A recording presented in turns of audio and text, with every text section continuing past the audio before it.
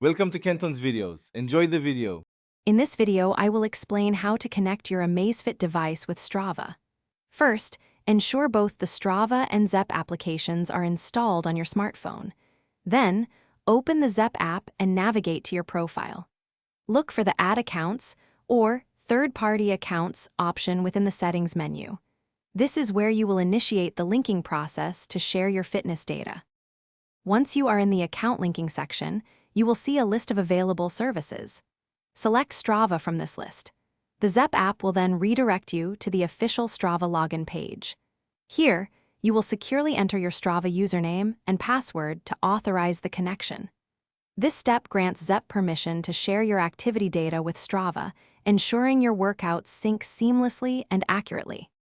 After successfully authorizing the connection, you will be automatically returned to the Zepp application.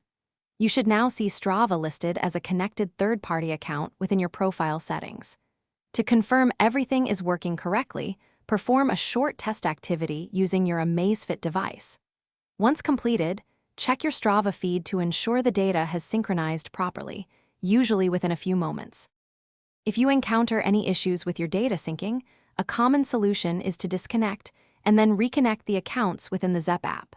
Also, always ensure both your Zepp and Strava applications are updated to their very latest versions for optimal performance.